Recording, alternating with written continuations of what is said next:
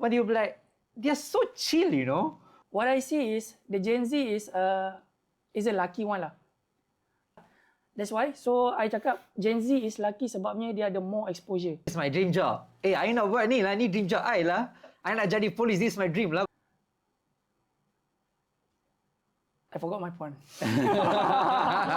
I forgot my point. Hi, my name is Murugan. I'm 31 years old. I'm a senior producer in production field, and I studied from Lincoln University, and I graduated in 2017, and I did broadcasting in journalism. Yeah. Okay, nama saya Muhammad Lokman Hakim bin Abdullah dan saya lebih dikenali sebagai Nel, tapi itu nama industri lah dalam entertainment industry. Kalau yang profesional biasa kita guna nama Lokman saja. Okay, saya berumur 35 tahun pada tahun ni. Saya graduate daripada UIA, course Electronic Communication Engineering. Dan untuk sekarang saya bekerja sebagai stuntman lah. Sebagai stuntman, directing yang berkaitan, koreografer semua. In the Malaysian job market, your cable or connections and your aesthetic will always beat your actual technical skill. Yeah. Strongly agree. Yeah, strongly agree.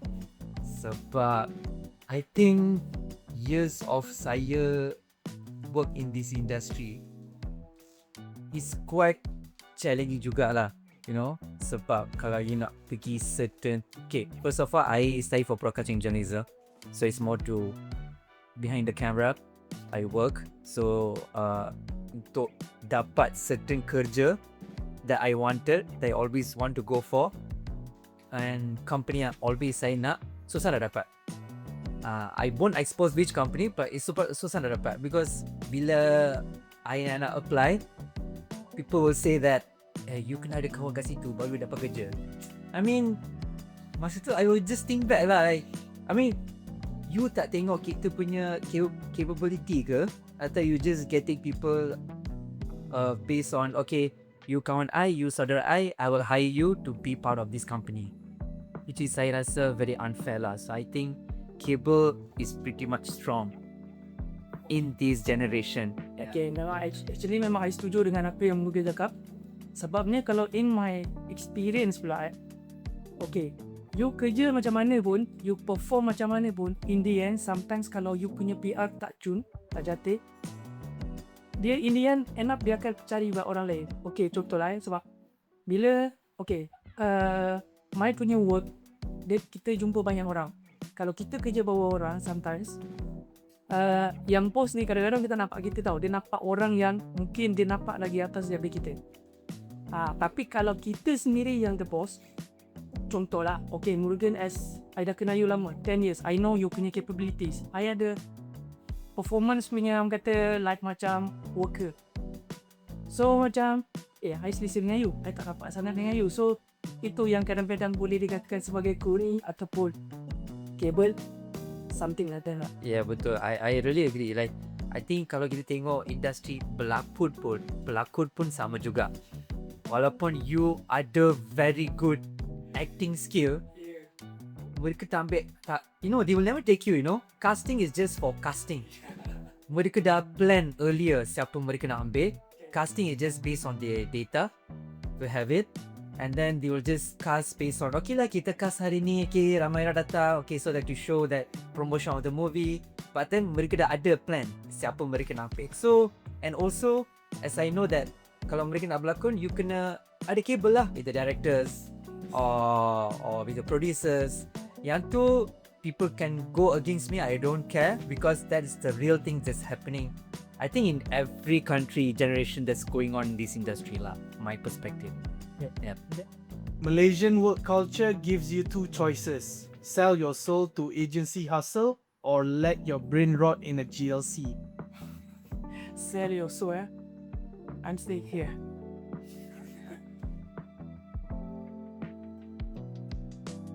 Yeah, actually I stay. Okay, sell your soul memang betul pun. Macam I cakap tadi yang masa kita share opinion tadi pun, I ada cakap dah, you work macam mana, work hard pun, the boss akan nampak, okay, ini pekerja bagus. Kadang-kadang diorang lagi satu kalau ada satu perangai company dia nak jimat kos. Contoh, okay, kalau kita shooting, contoh kita perform as a stunt, at the same time kita nak perform as an action director, so supposed to be there ada two salaries. Tapi untuk someone yang work yang sistem organisation yang ada sekarang, kadang-kadang okay, you buat kerja ni, buat kerja tu, you buat kerja ni, padahal tak ada dalam you punya job scope. Tu yang kadang-kadang orang kerja hard untuk to get validate, to get macam bagi orang nampak, bagi bos nampak, tapi bos usually tak nampak betul mau. Betul. I think I agree on that also, because sebab boss they always go against on the job description usually. Yeah. Mostly sebab apa pun mereka state kat situ, kita pun blindly okay we will do this, you know, kita akan buat, tapi end of the day kita akan buat extra without we realizing. Kalau kita realize pun, kita nak tanya pun kita rasa macam rasa bersalah tau kalau nak tanya pun, like is it okay to us, or kalau kita tanya what they gonna come back to us against it, something like that. Tapi kalau kita tanya ataupun kita tag on date, kena backfire balik. Ya, Kadang-kadang mungkin tiba-tiba kena fire tu, probably fire or mereka akan push sampai dah macam tak boleh kerja, stress, okay. Macam mereka akan treat you very cool tau, like dia purposely nak you resign sendiri, dan mereka just buang you macam tu. Betul. Yeah. It's normal, very normal. Changing your career path isn't a failure. Yeah, I strongly agree on that. So because it's not failure. Sebab kalau you nak tukar your career direction, I think it's not wrong. Sebab okay, like example, like masa kita kecil, kita always had this specific dream yang kita nak buat, you know. But then end up kita tukar kita punya career thing, and then I think kita pun bukan simply kita change our career direction. Of course kita tengok, we do research, kita tanya people punya their perception of ideas of changing the career, what's their thoughts on that. So I think it's not a failure. Yeah, I think it's a good direction untuk awak belajar something new. Yes. Yeah. And I memang agree juga apa yang dia cakap, sebabnya even for me, I did change of career like macam a few times. Kadang-kadang kita rasa macam dah terlambat. Kadang-kadang kita rasa kita belajar ni, tapi suddenly kita do something yang not relatable dengan apa yang kita belajar. And I pun ada jumpa ramai kawan yang memang engineering background, tapi suddenly ada yang buat takaful, ada yang buat time macam doesn't relate at all dengan engineering. Tapi kita tak boleh deny yang apa yang I belajar pasal engineering tu is a good knowledge. So basically kalau macam sekarang suddenly kita tiba-tiba nak do DIY semua elektronik, don't talk electronic with me. I know the thing, I know the stuff. Yang paling I suka bila kita this kind of umur, kita akan lagi senang belajar compare dengan masa kita betul-betul study. Kadang-kadang tak masuk betul lah. Ya, kan? betul. I agree. Sebab I think bila kita start kerja, kita akan tahu whether our career direction is correct or not, atau kita nak cuba something new. Yes. Sebab changing a direction of your career, I think tak salah, sebab you ada knowledge juga. Yes, betul. When people tanya pun you boleh answer. Betul. Sebab I pun ada macam kawan you juga, people who study for pilot, sekarang he's a chef. Okay. So it's totally different, you know. So bila I tanya dia pun, dia cakap, no, I think that I want to change my career. I rasa macam I suka masak lagi lah. So dia dah mula masak, you know, he own a restaurant, this kind of stuff. So I think it's not a failure. Yes, I think betul. somehow you boleh achieve in any way. Betul. Yeah. So I think people shouldn't be doubt on themselves on changing their career. It's like macam a self-discovery lah at a certain age. Yes. Agree on that.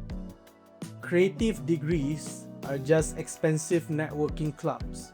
In Malaysia, only traditional STEM earns real respect. I strongly disagree on that. Maybe you can start first. I want to know your perspective. Okay, for someone yang I memang dekat engineering punya, which is like orang consider like macam professional punya line, okay. And then sekarang I dekat entertainment industry. Why I said strongly agree sebab apa tau? Most of the yang not related to the sign, most of it kita boleh either self-taught ataupun mungkin kita boleh like someone kita boleh belajar. Contoh, you sifu photographer or like sifu videographer. I can learn unofficial way. And mostly memang kita boleh dapat. Sebab apa? Okay. Sebabnya bila kita dah, macam for me, I dah biasa on critical thinking, we tend always to solve a problem tau. So bila kita see something new, contoh, okay, I pun ada, I tak belajar fotografi and videografi like macam in the class. Tapi from the work, I know the angle, I know the light, apa semua, something, benda tu actually can be self-taught. Not only a creative, but for some other thing yang I think kita boleh self-taught. Cumanya, why is a expensive club? Sebabnya mungkin some of people tak ada access to this kind of people. That's why diorang harapkan this kind of course. That's my opinion lah. Okay.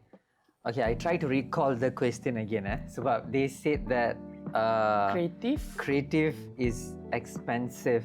Yes, expensive club, something like Club. that. Expensive club. And then the terms are the real respect, right? Is it? they get more respect. Yes. Am I correct? Yeah. I think both earning same respect. Okay. Sebab I think each way pun mereka actually have their own capable of doing something, learning something. So I don't think orang yang lebih belajar kepada STEM tu dia very higher and creative is a bit lower, or creative is higher and STEM is lower. I don't see that way. I think that everyone in the same level. Okay, faham. So I tak tengok, I don't compare. Sebab okay, like example, like okay, I have a kawan who are doctor. Doesn't mean I look at them, they're higher than me or they're lower than me. I see them as the same way. Okay. You know, sebab I tengok that they know mereka punya hard work, how hard they study and come. And I know my hard work, berapa susah I belajar and learn. Sebab creative also is not that easy juga. Yeah, correct. Kalau I agree kalau betul-betul I belajar in this field also, I find it very hard for me. Because I belajar broadcasting and journalism. Okay. It's not easy. I dah give up for journalism part. Sebab journalism I memang cannot. Sebab dia memang banyak rules yang you kena follow. Okay. So I go to the broadcasting more. So yeah, I think for me I see that equally. I disagree if people want to see both sides. Yeah. Like STEM get more higher respect and then creative is expensive.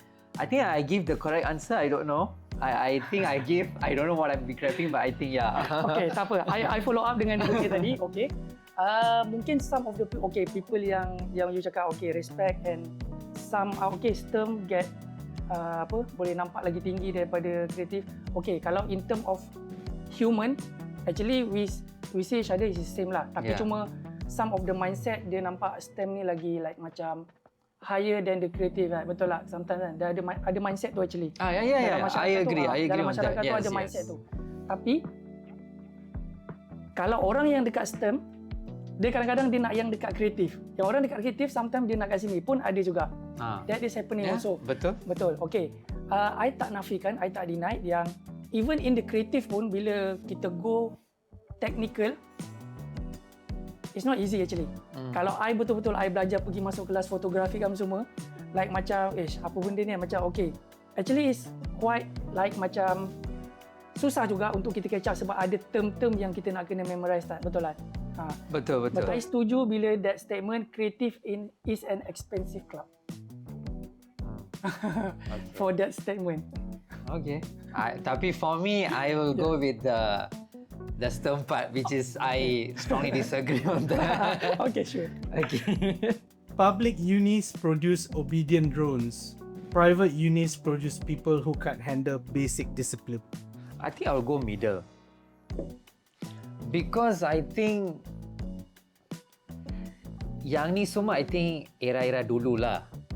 people are actually private and public following based on like public means you have to follow certain rules and then private is like memang free lah. But I think these days tak ada macam tu I rasa sebab I think people are actually doing what they want and then they actually really like mereka yang rules pun dah macam not that tight as before as I know. Okay. Like now like very free, like people have this certain thing like people like kalau I nak ni I want to go for certain thing like public. Because as I know, dulu, yes, people are very strict. Like, okay, you have to come to certain place on time or you have to be here on the class on time. But I think nowadays people just do what they want. Like, kita susah nak control pun. Sebab I won't go based on generations like millennials or Gen Z. But then I will say that these days, things are changing. Okay. So people are doing what they wanted. Which is we can't say no to them because if we say no, things will go just against towards. Yeah. Okay, why I choose slightly agree? Actually, I want to choose this one lah. Strongly agree, tapi slightly agree because-nya, okay. Sebab ada dua kat sini konteks ni. Kalau kita tengok pada konteks, public university, right? Yeah. And then lepas tu dengan Private. Okay, I'm not sure about the private. But I can telling you untuk yang the public. Kalau kita tengok pada konteks tu, I actually setuju sebabnya dia bukan actually macam kita ikut rules saja. Sebenarnya kalau kita tengok pada konsep yang luas, kalau this is my opinion the system education dekat Malaysia tu sendiri actually dia bukannya produce people, dia bukan produce leader people. Dia bukan produce someone yang kata like macam rich people. Dia produce only like macam, dia ada satu ayat kasar tapi saya tak nak pakai. Basically drone is the perfect words to describe actually. So we are actually like, kalau synonym dengan that drone actually is a robot. So our system actually is like creating a robot. You stay there, you cannot go higher. Bila go higher, dia akan ada satu restriction. Kita belum cerita lagi pasal bank apa benda semua, mana dapat this money apa semua. Kalau tiba-tiba kita apa kan. So that is kind of the things lah. So basically kalau public university, bukan public university lah, actually the system education itself lah making people drone or robot. I'm not sure about the private. Private. I mean I have no idea lah for private because I from private. Okay. But then I couldn't give any specific sebab rules in private ada rules tapi bukan orang nak follow. People never follow also. People just being what they want to do. Yeah. Kalau I follow up dengan you punya statement, public uni pun actually dia ada rules tapi kadang-kadang mostly tak follow pun kadang. Sama je. I mean that's my answer. Sebab tu cakap I cannot disagree. I cannot strongly agree juga sebab I think nowadays both are in the same level juga. Like those days yes, like public memang akan follow certain rules. But sekarang I don't think so they're actually following any kind of rules being set. Like being too flexible I would say. Yeah. Universities teach complex theories but skip financial literacy. I agree on that. Memang we never been taught that, Sometimes we get overwhelmed with this kind of stuff lepas habis belajar. Like, bila kita belajar tentang ni? We tend to like, how to do this?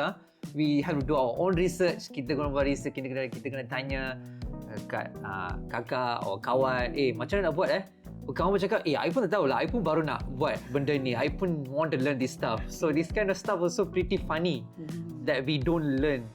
So I think government have to have this kind of education which is very important, sebab I umur 31. Okay. At times this tech stuff also I will get very confused, I'll be like, I tak faham lah, I don't get this, how does it works. Like I think people really have to teach in certain way, people boleh have a good knowledge rather than kita belajar apa yang kita perlu and then after finish, we are totally blank. Kita tak tahu apa nak buat apa. Okay, kalau untuk I punya opinion I boleh katakan strongly agree. Macam I cakap tadi, kita back balik dekat saya punya statement tadi, sebab the system education itself. Okay, lepas tu actually kalau macam kita cerita pasal LHDN tadi, kita cerita pasal LHDN betul lah. Okay, benda tu sebenarnya kita boleh belajar je masa kita on working life. Tak ada masalah pun. Bagi saya tak ada masalah benda tu. Sebab kadang-kadang dia tak related dengan apa yang course kita ambil. Even some of the life punya orang kata learning pun kadang-kadang tak diajar dalam you. Kita macam saya cakap, kita fokus on the course. Tapi yang buatkan saya macam kurang setuju dengan sistem education dekat Malaysia ni sebabnya you take an engineering tapi suddenly you need to learn unrelated subject like macam English for technology. I don't remember tapi ada a few yang subject tu yang I think macam not relatable at all. Yang I think we don't need to macam learn this thing sebabnya bila kita masuk kelas pun dia tak helping in engineering way pun. Dia tak helping in like macam I tak sure about the doctor tapi I think kalau kat UIA lebih kurang je. Dia tak helping langsung pun. So basically it's just a waste of time. To me lah. Yeah, I mean, I boleh add on all that. Okay, that's the point, you know. Like kita belajar certain things that we don't have to. Yes. So rather than kita belajar yang benda yang kita tak tahu, boleh add on things about LHDN, tech, something that we can learn. Rather than kita learn masa kita nak kerja, I think it's better to have this kind of knowledge untuk, like example people say, lepas habis SPM, you tak payah pening-pening. You just pilih course apa you nak because SPM is not your life decision. Which is true sebab pelajaran yang kita belajar dekat education sekarang ni is just our basic knowledge yang kita kena ada. Yes.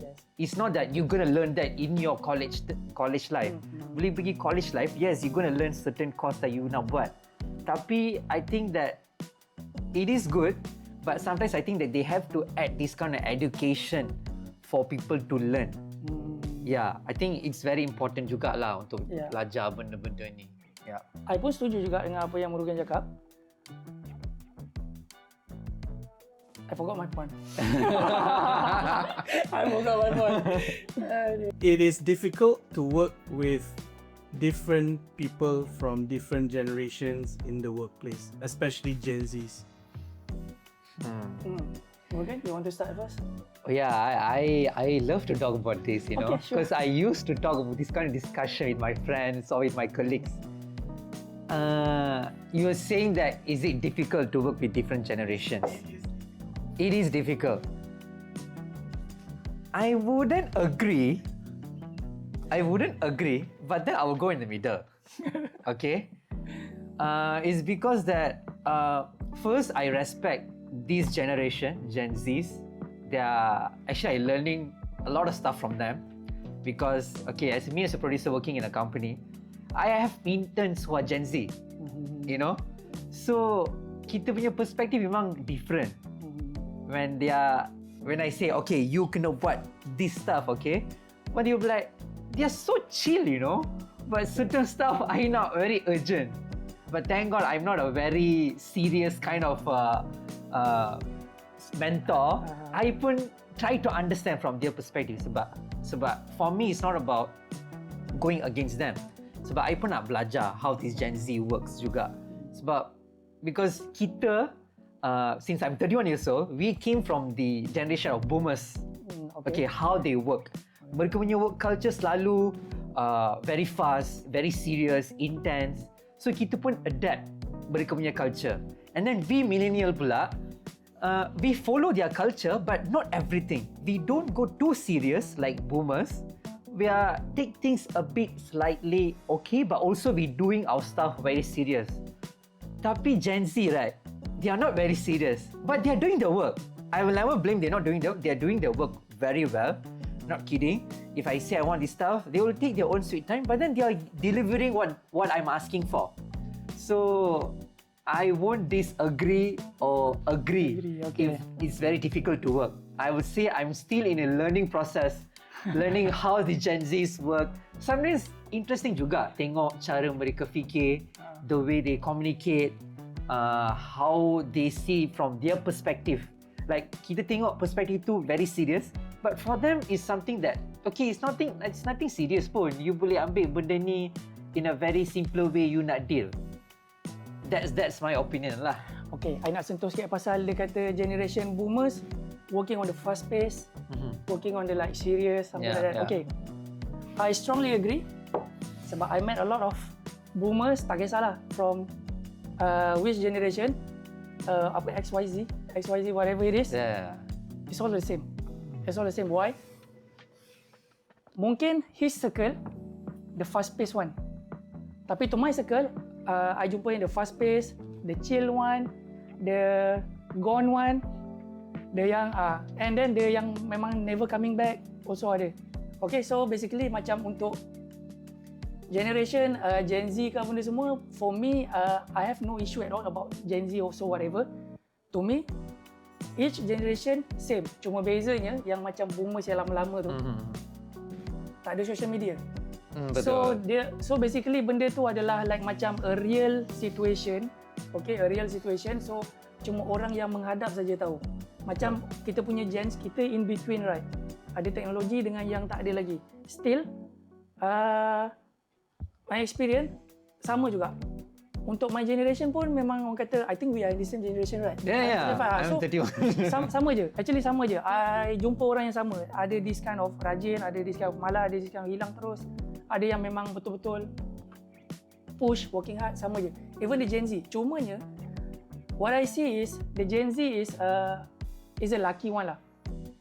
I don't say only Gen Z is a lucky one. Actually our gen pun actually is a lucky one. Sebab apa tau? We saw the boomers how they works, right? Yeah. And daripada situ kita akan belajar like macam some of the boomers dia bagi the tips. Hey, you should do that, you should do like this. We got exposure actually from his help. Agree. Tapi yang this Gen Z much more exposure. That's why they are thinking are different. That's why they are like macam bila Gen Z bila dia jumpa kadang-kadang patutnya kalau kerja lebih payah lebih. Betul, I agree. Sebab I sendiri pun macam tu. You want more, you pay more. Okay, so you this is how I work. So macam sebab even kita sentuh sikit about the race. Kalau China, kalau you perasan bila dia charge, oh ini kena charge, ini kena charge. Notice that, right? So sama je. Actually kalau dalam SOP kerja yang besar pun, kalau contohnya you do a production,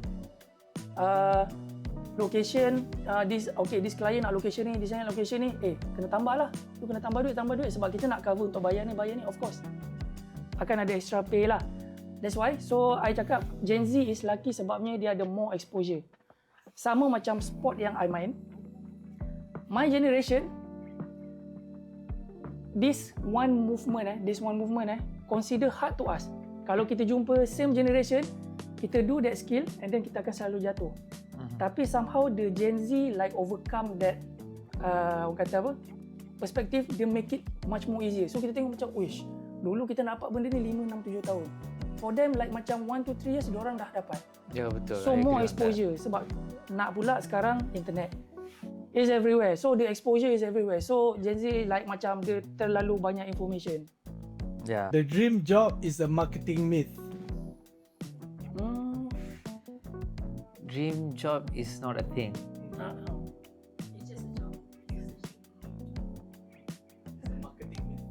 Okay, this one also, I agree on that. I agree lah.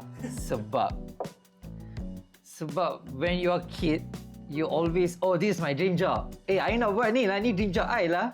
I nak jadi polis, this is my dream lah. But after you go to the certain job, it's not your dream anymore.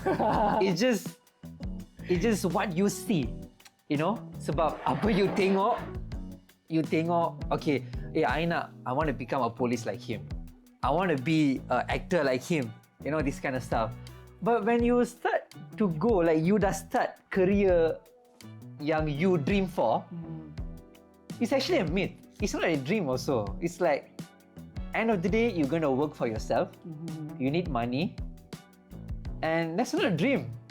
I pun rasa macam kena tertipu hidup dalam dunia ni sebab I rasa macam we say it's a dream, but when we started, we are chasing for the money. We're not chasing for the dream. We're actually chasing for, okay, how much I can earn.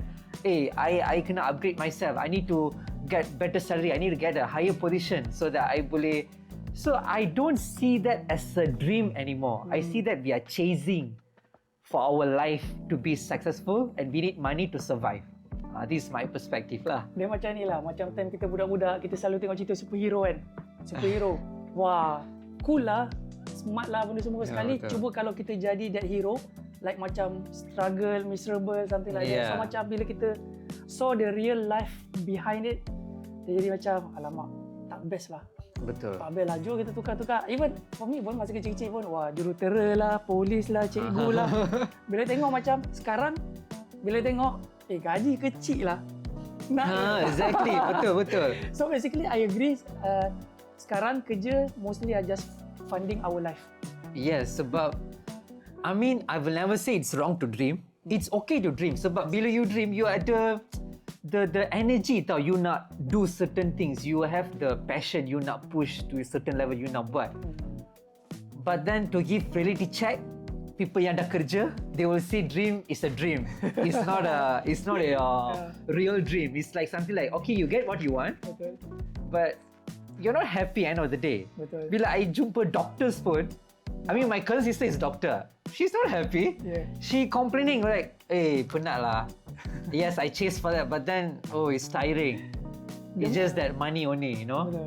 Dia mula-mula dia boleh jadi dream. Lagi satu, kita kadang-kadang kita work apa yang kita nak. Tapi in the end, bila kita kena bayar tu, tak cukup. Mula-mula okey lagi, tak apa, aku minat. Lama-lama, tak boleh bayar, kena tukar kerja lain. That's where the career change will happen. Like, tak cukup duit lah, I think I kena kerja lain lah untuk dapat salary lain. Then where's your dream? Your dream is chasing for the money. It's not your dream job already. It's like, your dream is like, okay, sekarang I earn 10k, my next aim, I nak 50k. Yes. Your dream, like you're chasing for the money, not for the job anymore already. Even sometimes kita buat kerja yang kita tak suka. Contohlah, I tak minat sales, suddenly kita nak buat sales. Kita tengok, wah, sales banyak lah dapat gaji semua, tapi bila kita buat, susah lah semua. Dia macam kita dah changing to the career yang kita tak suka. Dah lah tak suka, lepas tu tak boleh perform pula tu. Exactly, dia jadi betul. lagi much more miserable. And then in the end kita macam lost our way. Yeah.